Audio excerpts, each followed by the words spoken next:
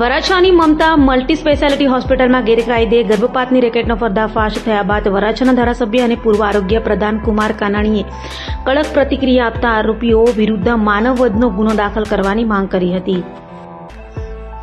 વરાછા વિસ્તારમાં આવેલી મમતા multi speciality હોસ્પિટલમાં આરોગ્ય વિભાગની રેડ દરમિયાન ગેરકાયદે ગર્ભપાતનું રેકેટ ઝડપાયું. રેડ દરમિયાન ગર્ભપાત માટે આવેલી 3 મહિલા દર્દી અને 2 મહિલા કર્મચારી મળી આવ્યા હતા. માહિતી મુજબ મુખ્ય આરોપી રામગોપાલ ખંડેલવાલ પોતે ડોક્ટર ન હોવા છતાં દર્દીઓ પર ઓપરેશન કરતો હોવાની બાતમીના આધારે કાર્યવાહી હાથ ધરી હતી. હાલ પોલીસે ગુનો નોંધી તપાસ હાથ ધરી છે. ત્યારે આ સમગ્ર મામલે ધારાસભ્ય કુમાર કાનાણીએ કડક શબ્દોમાં પ્રતિક્રિયા આપતા જણાવ્યું કે એકવાર પકડાયા બાદ ફરી આવી પ્રવૃત્તિ કરવી અત્યંત ગંભીર બાબત છે અને આરોપી સામે કડકમાં કડક કાર્યવાહી થવી જોઈએ.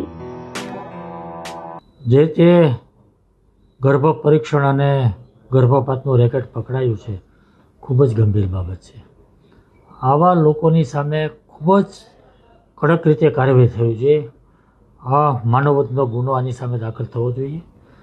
અને સૌથી ગંભીર બાબત તો એ છે કે આ જ વ્યક્તિ એકવાર પકડાય છે અને પકડાયા પછી જેલવાસ ભોગવે છે અને જેલ ભોગવ્યા પછી ફરીવાર છૂટીને આ જ પ્રવૃત્તિ કરે છે.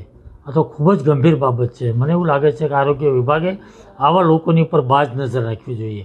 આવા લોકોની ઉપર નજર રાખીને આવી પ્રવૃત્તિ ગેરકાયદેસર કરી અને એની સામે કડકમાં કડક કાર્યવાહી કરે અને કાયદાનો ડર પેદા થાય. માણસ બીજી વાર આવી પ્રવૃત્તિ ન કરે એનું કડક રીતે પાલન થવું જોઈએ અને એ રીતની કામગીરી કરી અને આરોગ્ય વિભાગે દાખલો બેસાડવો જોઈએ. Doctor Anil B Patel, chief district health officer, district appropriate authority અને district registering authority for hospital. Mamta multi speciality hospital કરીને લંબે હનુમાન રોડ વરાછા વિસ્તારમાં આવેલી છે.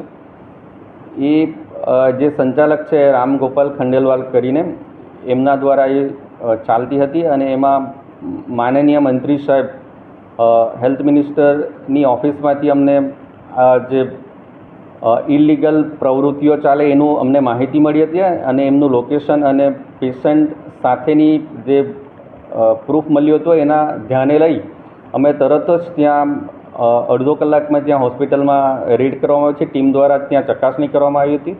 ચકાસણી દરમિયાન ત્યાં ગર્ભપાત માટેના 3 પેશન્ટો એડમિટ હતા.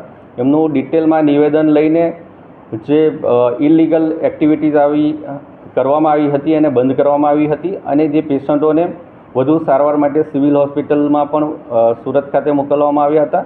અને આ જે હોસ્પિટલના સંચાલક અને હોસ્પિટલ વિરુદ્ધ વરાછા પોલીસ સ્ટેશનમાં FIR પણ દાખલ કરવામાં આવી છે. અને આ જે હોસ્પિટલ છે એ પહેલાં પણ 6 નવેમ્બર 2025ના રોજ ત્યાં રંગે હાથ ઇલીગલ એક્ટિવિટી માટે પકડાઈ ગઈ હતી અને એમના અગેન્સ્ટમાં કેસ કરવામાં આવ્યો હતો. પહેલાં શું નામ હતું અત્યારે શું નામ છે?